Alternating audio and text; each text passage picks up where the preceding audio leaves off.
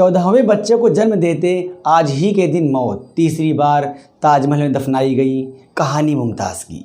आइए आपको बताते हैं, तो चलिए शुरू करते हैं। सफ़ेद कुर्ते में एक्टर दिलीप कुमार ताजमहल से निकलते हैं। उनके पीछे एक्ट्रेस वैजयंती माला आसमानी सूट में दौड़ती हुई आती हैं और रफ़ी साहब की आवाज़ में गाना बजता है। एक शहंशाह ने बनवा के हंसी ताजमहल सारी दुनिया को मोहब्बत की निशानी दी है।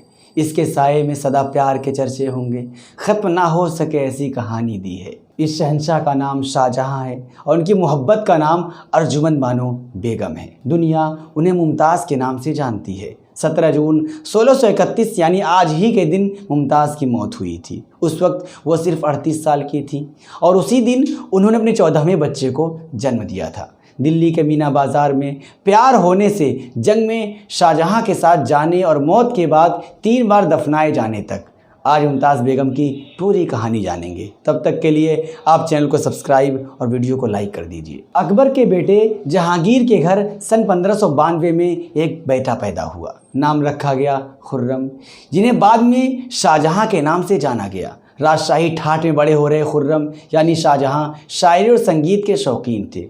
तब चलन था कि सालाना नए साल की खुशी में मीना बाज़ार सजेगा और उसकी आमदनी गरीबों में बांटी जाएगी। सन 1607 के नए साल पर बाज़ार सजा, दुकानें लगी और औरतें रेशम और कांच की मोतियों, जेवर, मसाले बेचने बैठी। मीना बाज़ार में औरतें बेनकाब बैठी थी, इसलिए मर्दों के आने की मनाही थी। सिर्फ शहंशाह जहांगीर और शहज़ादे खुर्रम ही वहाँ जा सकते थे।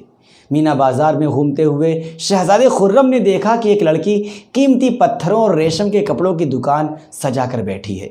कपड़ों में तह लगाने का अंदाज देखकर शहज़ादे खुर्रम उसे दिल दे बैठे। कैरोलीन अर्नोल्ड और मेडोलिन कोमूरा ने अपनी किताब ताजमहल में इस घटना का जिक्र किया है। शहज़ादे खुर्रम ने लड़की की दुकान के पास जाकर एक हीरा उठाया और कहा, इस पत्थर की कीमत क्या है? लड़की ने झल्ला कर कहा, ये हीरा आपको पत्थर नज़र आता है? पूरे 10,000 का है। शहज़ादे खुर्रम ने जवाब में कहा, इस पर आपका हाथ लग गया है, इसलिए ये बेशकीमती हो गया है। अगली मुलाकात तक मैं इसे अपने दिल के पास रखूँगा। लड़की का नाम था अर्जुमंद बानो बेगम, जो बाद में मुमताज़ महल कही गई। शहज़ादे खुर्रम ने महल में आकर ऐलान किया कि उन्हें इस लड़की से निकाह करना है। पिता जहांगीर ने पता लगाने को कहा। तफ्तीश के बाद मालूम हुआ कि अर्जुमंद बानो तो उनके वकील आसफ़ खान की बेटी हैं। उस वक्त मुमताज़ 14 साल की थी। शाहजहां से मिलने के बाद मुमताज़ का निकाह होने में 5 साल लग गए। जहांगीर ने सगाई तो सन 1607 में ही करा दी, मगर दरबारी ज्योतिषियों ने शुभ मुहूर्त के लिए 5 साल इंतज़ार करने के लिए कहा। इसी बीच सन 1610 में शहज़ादी कंधारी के साथ शाहजहां की शादी हुई। सन 1612 में मुमताज़ से शादी के बाद सन 1617 में भी शाहजहां की एक और शादी हुई। हालांकि दरबार के इतिहासकारों ने इसको राजनीतिक गठबंधन बताया। दरबार के इतिहासकार इनायत खान ने जब शाहजहां नामा लिखी तो उसमें कहा, दूसरी औरतों के लिए शाहजहां ने जो मोहब्बत दिखाई वो मुमताज़ के लिए उनके प्यार का 1000वां हिस्सा भी नहीं था। शाहजहां और मुमताज़ की शादी सन 1612 में हुई। मोइनुल आसार में इस शादी का जिक्र करते हुए लिखा गया है कि जहांगीर ने अपने हाथों से दूल्हे के चेहरे पर मोतियों का हार बांधा और 5 लाख मेहर की रकम तय की। शादी के वक्त मुमताज़ की उम्र 19 साल थी और शाहजहां की उम्र 20 साल। जहांगीर ने इस शादी का जिक्र करते हुए जहांगीरनामा में लिखा है, मैंने इत्तेक़ाद खान की बेटी का हाथ खुर्रम के लिए मांगा था। शादी का जलसा भी हो गया था तो गुरुवार के 18 तारीख को मैं इत्तेक़ाद के घर गया। वहाँ एक दिन और एक रात ठहरा। खुर्रम यानी शाहजहां ने मुझे तोहफे पेश किए। उसने बेगमों को, अपनी माँ और सौतेली माओं को हीरे जवाहरात दिए। खुर्रम ने हरम में काम करने वाली औरतों को भी हीरे जवाहरात दिए। साल 1628 में शाहजहां ने गद्दी संभाली। इस खुशी में 1 करोड़ 80 लाख रुपए और 4 लाख बीघा ज़मीन दान की गई। 38 साल की उम्र में राजा बनते ही शाहजहां ने मुमताज़ को पादशाह बेगम यानी द लेडी शहंशाह का टाइटल दिया।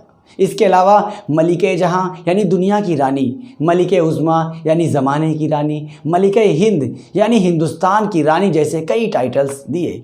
मुमताज़ को कई ऐसी सुविधाएं दी गई जो आज तक किसी भी रानी को नहीं दी गई। शाहजहां मुमताज़ को कितना मानते थे इस बात का पता इसी से चलता है कि दूसरी बेगम को सालाना 6 लाख रुपए ही देना तय हुआ।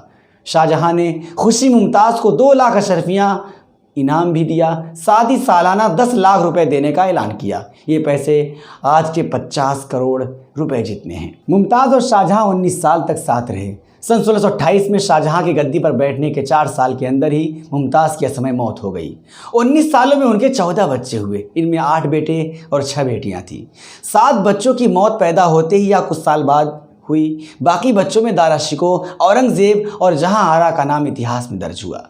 शाहजहां की मुमताज़ से मोहब्बत का अंदाज़ा इस बात से लगाया जा सकता है कि जंग में भी मुमताज़ का साथ नहीं छोड़ पाते थे। मुमताज़ अक्सर शाहजहां के साथ जंग वाले इलाकों तक जाती रही। यहाँ तक कि मुमताज़ के फादर ने जब बगावत की तो मुमताज़ शाहजहां के साथ दौरे करती रही। इसी तरह दक्कन की तरफ से हो रही बगावत का सामना करने शाहजहां के साथ मुमताज़ भी गई।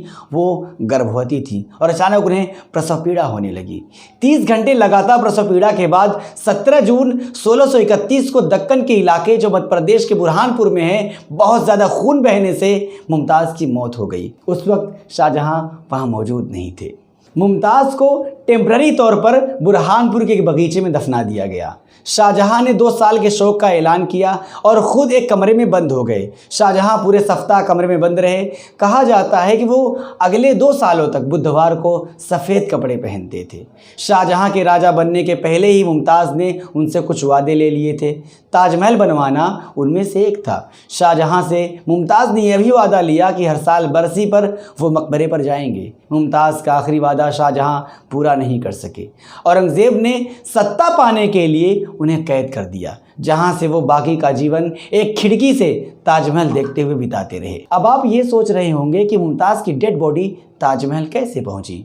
आप ये जानकर हैरान होंगे कि तीसरी बार ताजमहल में दफनाई गई मुमताज़ वो कैसे, आपको बताते हैं। मुमताज़ को पहली बार आनन फानन में बुरहानपुर में ताप्ती नदी के किनारे दफनाया गया। वहाँ से तकरीबन 6 महीने बाद उनकी डेड बॉडी को आगरा लाया गया और जनवरी सन 1632 ईस्वी में यमुना किनारे दफनाया गया।